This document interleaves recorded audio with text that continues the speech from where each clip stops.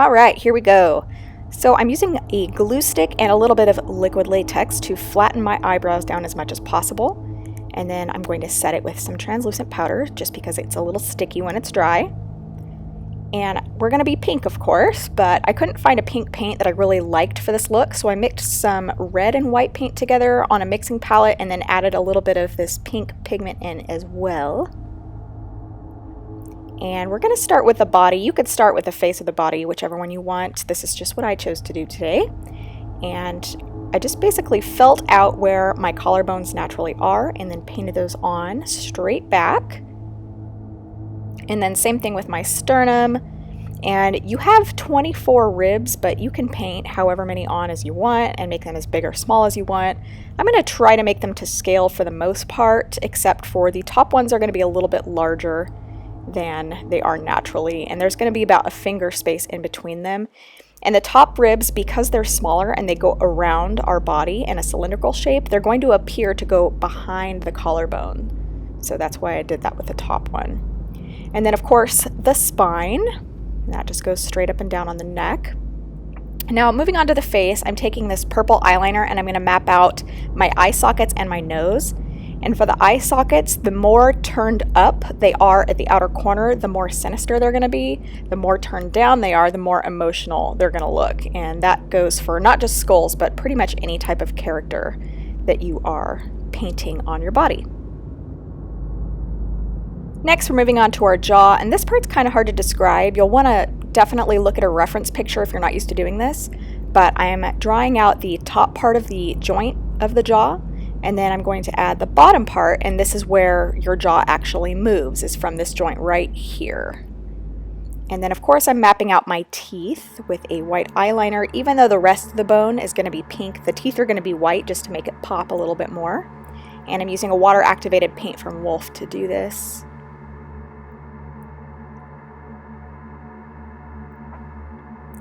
Then we're just going to fill in the rest of the bone on the face with the pink. And we're going to be going around all of those sockets. Also, keep in mind pink and red do stain more than pretty much any other color that I've experienced. So you might not want to do this if you have like an important business negotiation the next day. And then of course we are filling in all of our spaces, and I'm using a dark purple cream paint from Mayron to do this. And then once you get that on there, you'll want to set it with a little bit of eyeshadow. I'm just using a purple eyeshadow to set it.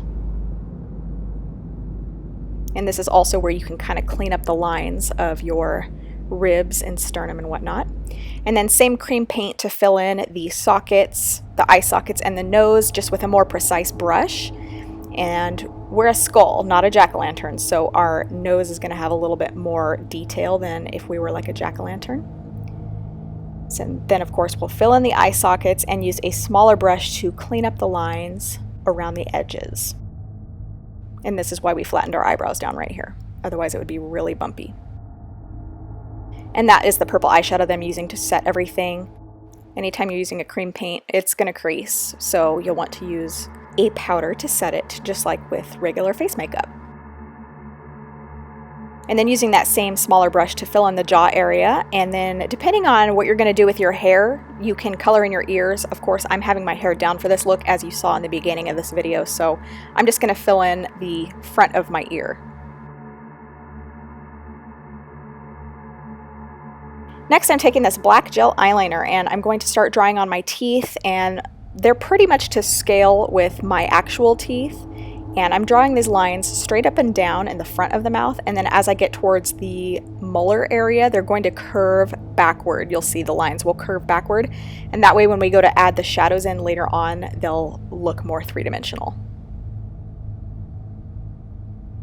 So now I am going to do some shading, and this is where the look is really going to start to come together. I'm going to use this bright red shadow and basically contour around my forehead and all of the features that I've already drawn on my face, and this is going to help them pop. And you're just basically going to use basic shadowing techniques. You'll use a medium tone and then a slightly darker tone and then the darkest tone. And so this is the lighter tone of those three that I'm going to use.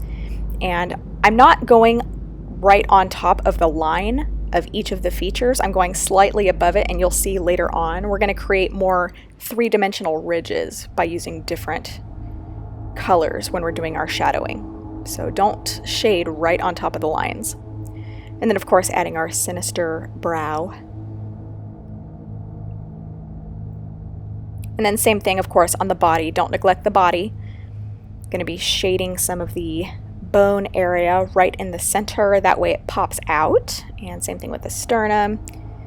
Once again, you'll just want to look at reference photos if you need help with shading at all. So then I'm taking this slightly purplish pink color, and this is the next darkest color we're going to shadow with. And going over all those same areas, just being a bit more precise. And I also want to point out that the orange splotchy sections on my face are just pink paint that's not yet dry. When it's wet, it's more of a coral color, but then when it dries, it turns like the baby pink color you see everywhere else.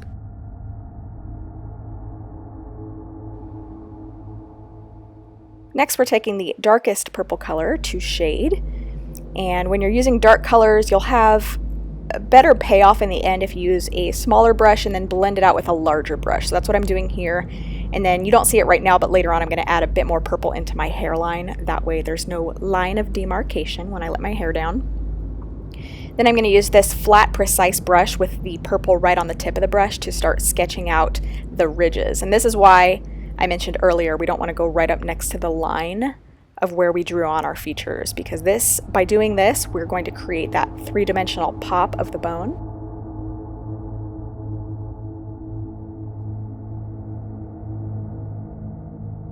Then after this, we're moving on to some shading in the outer jaw area. We're just going to, of course, start with a darker purple, and then as we move toward the center of the mouth, we're going to use that slightly lighter purple color.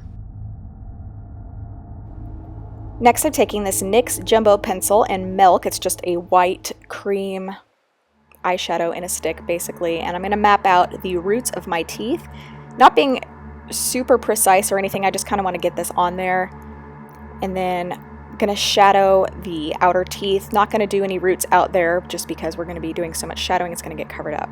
And then this is where my camera battery died, and I didn't realize it for a couple minutes. So basically the only thing I did is added some temples, some black shadow to the eye sockets and jaw, and then I started doing a little bit of shadowing on the side of the tooth roots. So just pick one side of the tooth root on either side of the mouth and shade it with that darker purple. And then I also did add a little bit more definition to the brow. And after I blend out the shading that I did on the tooth root area, I'm going to take this white liquid liner just to define the root a bit more. And this is going to give it that final standout detail that I was looking for. I really wanted the mouth to stand out in this look, so this white liquid liner is going to do that. And after you pop that on, just go through, make sure you set everything with an eyeshadow so there's no creasing, and do any final touch-ups or shading that you think that this needs. But that is it for this look. I hope you guys enjoyed. I plan on going balls out for Halloween this year, so if there's anything in particular you would like to see, definitely leave that in the comments below. I hope you enjoyed this video. If you did, please do not forget to click like and subscribe so you do not miss my future Halloween tutorials. And I will see you in the next one.